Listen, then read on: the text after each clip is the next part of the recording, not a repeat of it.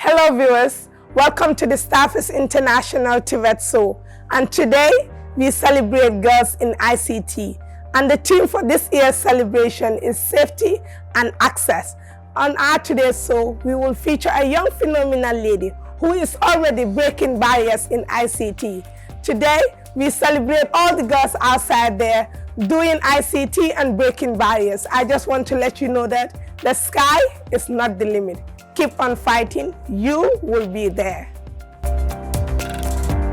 Hello listeners, welcome back to our weekly T.V.E.T show, and today we are talking about women in tech, and we have Kim as our guest speaker. I don't want to talk about everything, I just want you to listen, get it from her. She is the best, and she's already a woman breaking barriers in tech. So we are going to start with you basically telling us your name, your full name, where you come from, and what you're doing right now. Sure. So hi, I'm Kimberly Edward-Kanu. I was born in Gambia, lived here for 10 years, and now I reside in London in the UK, and I work in tech. So can you basically tell us your story as a young girl in the Gambia growing up for 10 years? What were some of your challenges, some of your beautiful experiences that you want to share with the world or anybody that is listening to this show? Sure. So living in Gambia was incredible. I went to the local school as well. I went to Mrs. Ndao. Hopefully you guys have heard of that. And you know, I've always loved Gambia. The people are so warm, and like I fell in love with the food and the communal eating. So one of the struggles when I left was like not having that communal eating. Another challenge is my name is Kimberly, and I think all of you pronounce it very well, but growing up, a lot of my friends would say Chimberleet, which for those of you who don't understand means like ew dustbin. And I remember I used to be like, Mom, please change my name, little things like that. But honestly, I always had a positive experience living in Gambia, and it was a struggle to leave. How was your first experience going to the US? One of the stereotypes being grow up in a small country called the Gambia, the idea that not a lot of people know the Gambia, but how was your first experience traveling to another country that is not where you're used to? Oh, it was difficult, again, because Gambia, as you said, is so small. You know, like, I think now there's a lot more traffic, but when I was here, you could get from kind of one place to another within 20-25 minutes. But then moving to the UK, there's traffic, it's busy, it's a huge country. And when I lived here, my main languages I spoke were Wolof and Jola. English I was not very good at English, so when I moved there, the main thing that I had to overcome was, you know, the way I pronounce things, the culture that I was used to being different from the culture there. So that was definitely something I learned to adapt and fit in as best as I could. So when did you realize in your journey that you wanted to venture into tech or do something that is related to technology? It's funny actually, I completely stumbled into it. So at university, I studied international politics, which has nothing to do with IT, is not very technical. And it was about 2 weeks before I graduated, there was a company called FDM Group, and they're an IT consultancy. They encouraged me to apply. I applied, but I was like, at that point, the least tech savvy person I knew. So I was like, I won't be able to do this. But I applied, I got through the process, and then I did the training to become an IT business analyst. And from then on, I've loved it. I've never looked back. So right now, what are you doing in ICT? Or more of what are your challenges as a woman in this field? Because just the word, everybody have a stereotype. It's not for girls or it's not for women. What are some of your challenges or positive experience during your journey? Sure. So I'll start with the positive experiences. It's been good in terms of I've had some roles. I think when I used to work at HSBC Bank, my boss it was the first female boss I had.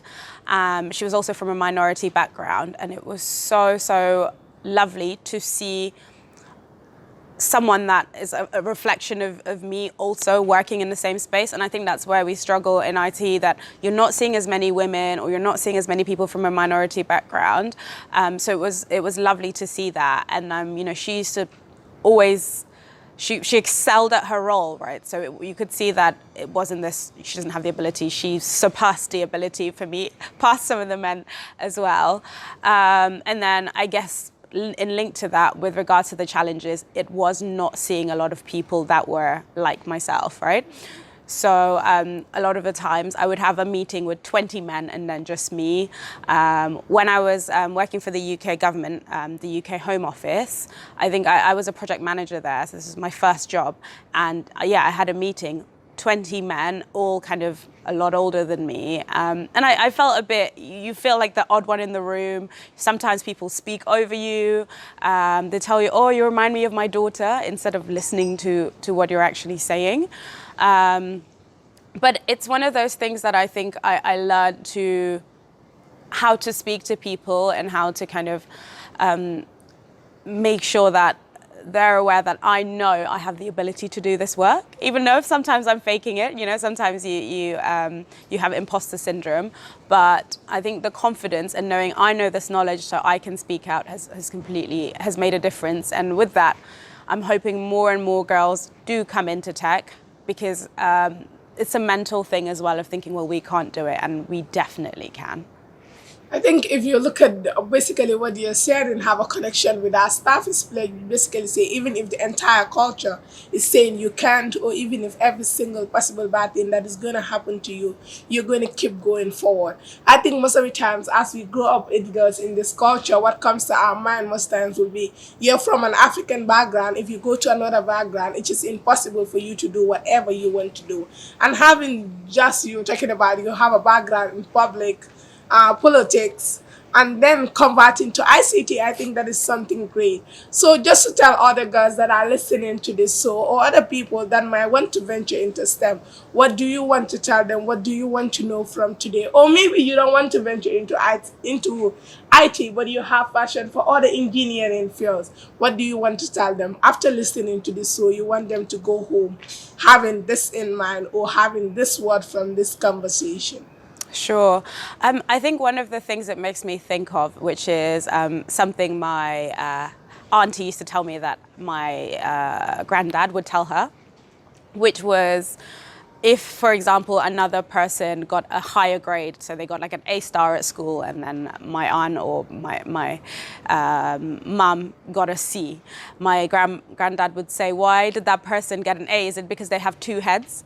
And like the point of it wasn't for comparison, like, you know, you don't necessarily have to compare yourself to the next person, but if you have, you know, the same opportunities, the determination and the ability, you can do more than the next person, as long as you have that belief. Because I think for me, I was always very stubborn, right?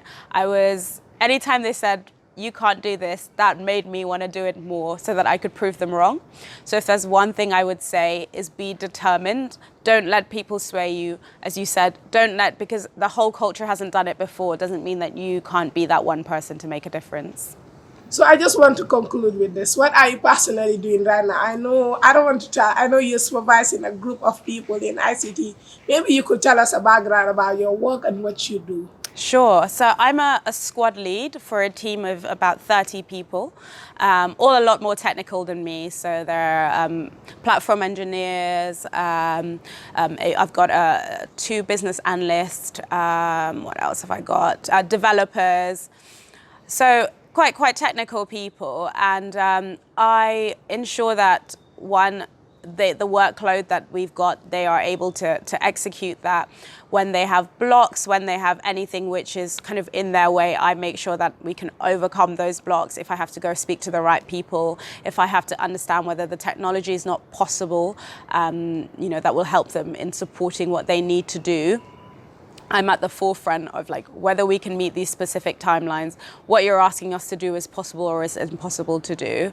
And I really enjoy it. And the team is a range of people, right from graduates of people who have just come out of university at 19 to, I'm sure some of my team will not want me to say their age, but I'm sure some of them are up to like 50, 55. So yeah, like if you'd asked me when I was a little girl at Miss Now, if I'd be in the position I was in now, I wouldn't think so. So everyone can do it. So yeah, that's a little bit.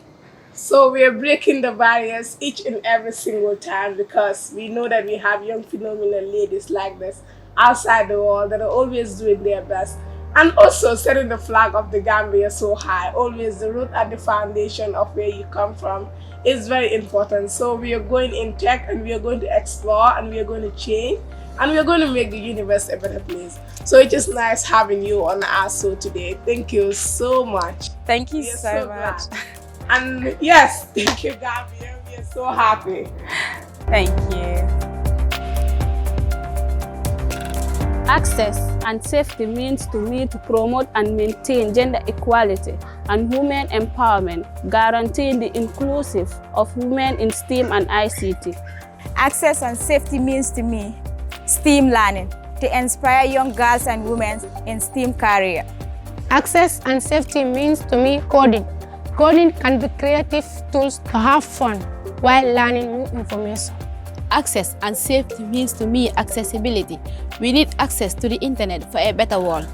Access and safety means to me being free, using the internet without anybody judging you.